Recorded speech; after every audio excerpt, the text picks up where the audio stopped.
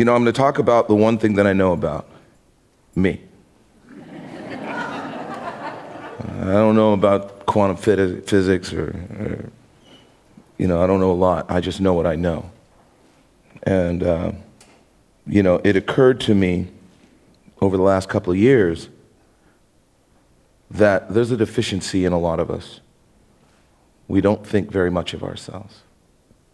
We are our best friend and our worst enemy at the same time. And it's that conflict that creates what I call the human condition. But I want to talk about being your own unicorn. And to start that story, I have to go back to a schoolyard in Anchorage, Alaska in 1967. I'm getting done with class. I'm going to my cubby, getting my little coat. And a kid comes up and he says, "So you think you can sing, huh?" And I say, "Yeah." He says, "Bet you don't know this song." And he tells me a song, and I sang it right there for him. A couple of other kids hear that. They come over, and all of a sudden it turns into this thing, And I got 3 kids around me. I'm just trying to put my coat on so I can go home. And song after song, I keep nailing it and telling them, because I grew up on radio. I listened to the radio and I sang what I heard.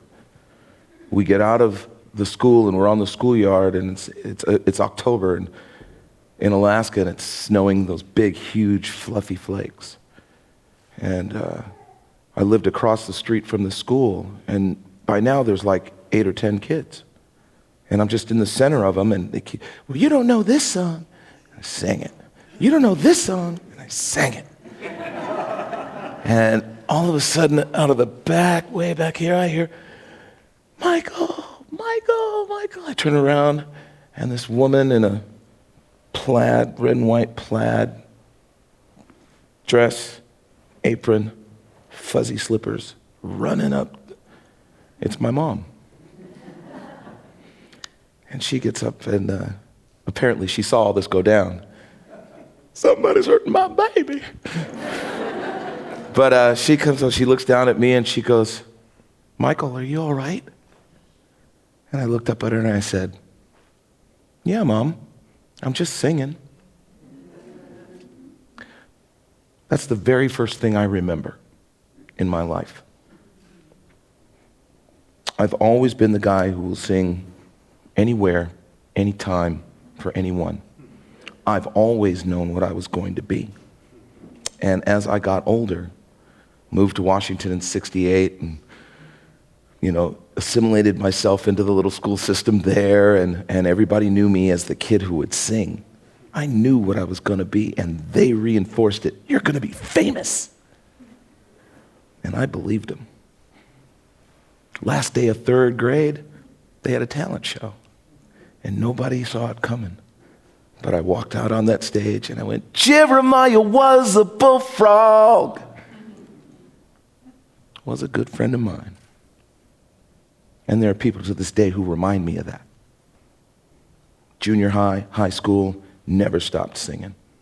Picked up other instruments along the way. I knew what I was going to be. The dream never died. I was going to be famous. And everybody told me that. "Dude, you're going to be famous." Went to college over in Ellensburg, moved over here in '86, or actually to Seattle. Started up a band because I was going to be famous. Screw that being a teacher thing. Teachers didn't make any money. Quit school and moved to Seattle to be famous.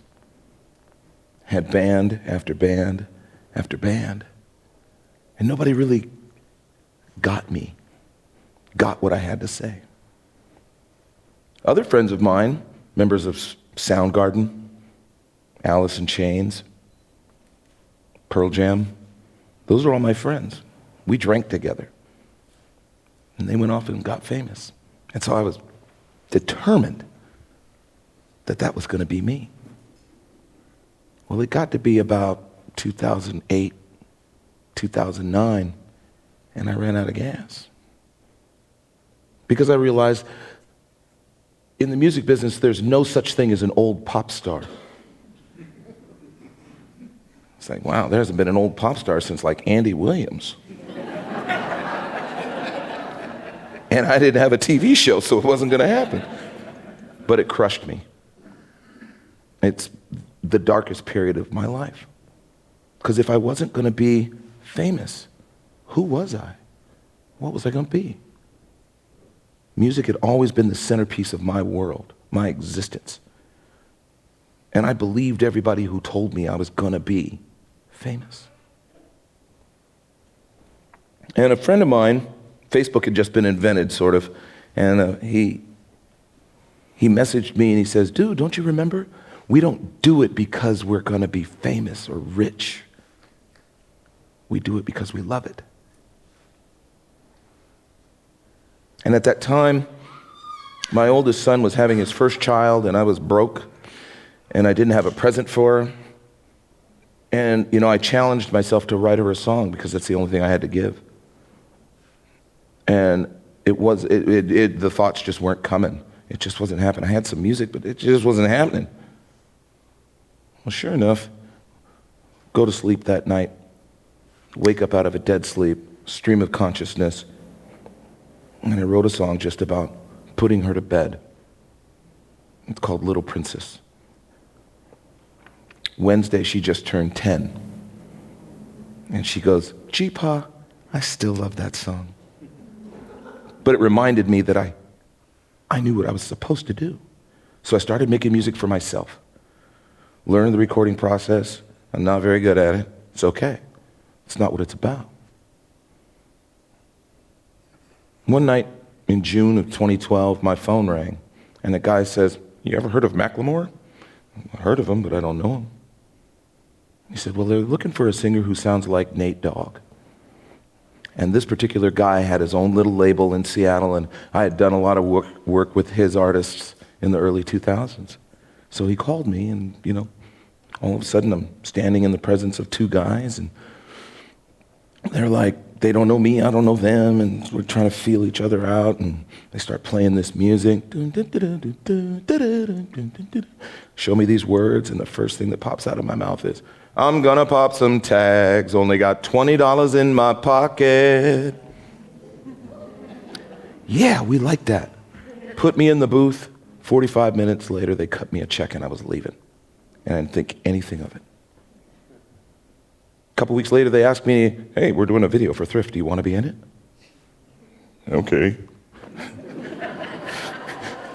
Did all that, didn't think anything of it. June 29th, 2012. I'm sitting at a desk because I'm a software guy.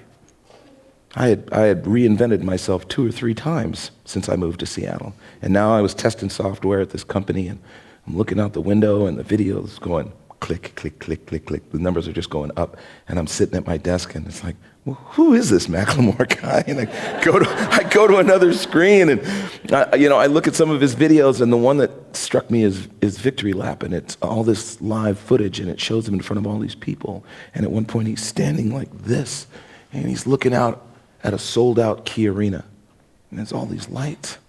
And I leaned back in my chair, and I went, uh-oh. That's not good. But I told him I was available. I'd never been on the road before. Oh, cool, I can ride a bus and go to these different places. And they asked me to go. And it was like really cool, you know? It's like kind of what I had imagined. It was like going to Disneyland. Well, we did a show in Bend, Oregon, and the next show was at the Fillmore in San Francisco. I remember being in my bedroom at 8, 9 years old listening to live. Saturday night, it's Bill Graham presents live at the Fillmore. And here I was standing in the middle of the room. And I'd looked at all the pictures. They have a picture for everybody who's performed there. People you've heard of. Cream, The Doors, Muddy Waters. And it became real. Sold out show that night. It was magical. And the next day, my boss is calling me, when do you think you're coming back? And I told him at my age, I'm never going to have an opportunity like this again, probably. So I'm going to stay out here. And I walked away from 82 grand, benefits, stock options, because it was real. And as that song got more popular, I started to realize I'm famous.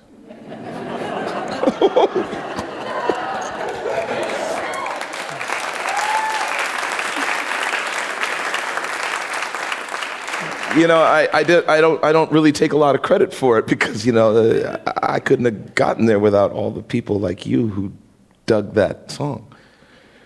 But you know that it led to weeks and months and a couple years of touring. And, you know, being my age and having this happen, it all happened because I never gave up. I never stopped believing, well, except for that one part.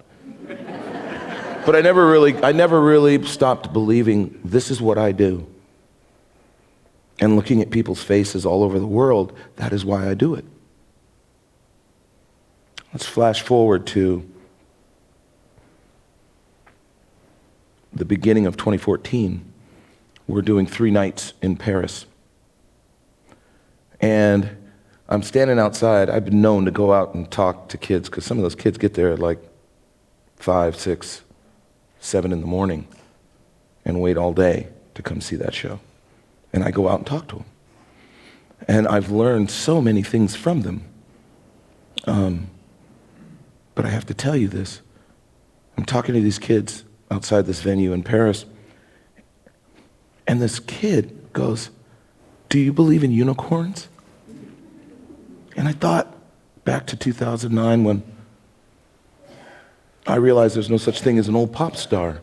And at the time, Thrift Shop was like #1 in 17 or 18 different countries. The video had millions of views. And I said, God, I guess I have to. I am one. And the more kids that I talked to, the more I started realizing, you know, I'm old and they're not. But the things that we talked about were the things that I always thought about. I'm traveling the countryside with 20-somethings. I'm not really a part of them. I didn't grow up in the same place that they did, so I'm not really a part of their clique. I'm by myself, believing that I'm something. And what they taught me is there's a great similarity between all of us. I started really tearing this apart. I tweet about it, and I thought maybe I should like put this on a mug or something like that. And they said, somebody encouraged me to write a book. So it's like, I've never written a book before, dude. And they said, well, you should. But I came to a lot of epiphanies. Some of them are, life is 75% paying attention. You can't make a decision unless you paid attention. You recognize an opportunity, and 20% is actually making the decision, 5% is actually acting on what that is. And then it inverts because you evaluate that decision that you just made. And these kids taught me that. Up, down, left, right, red, blue, tennis shoes, dress shoes. We all make decisions every day.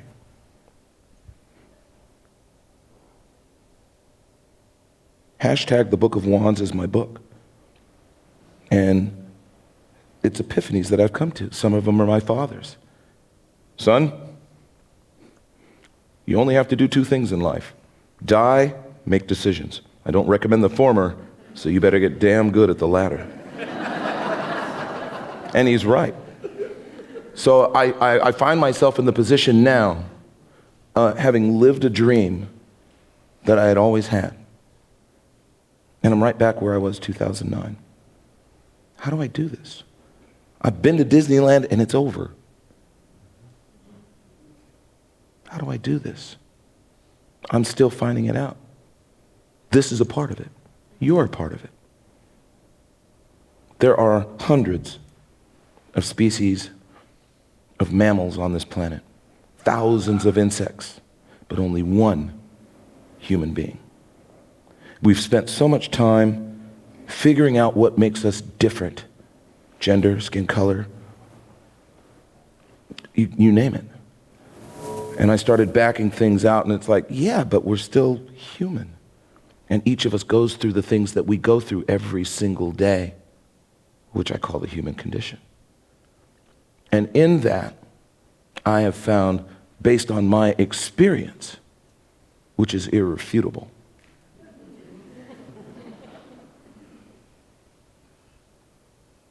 I am a unicorn.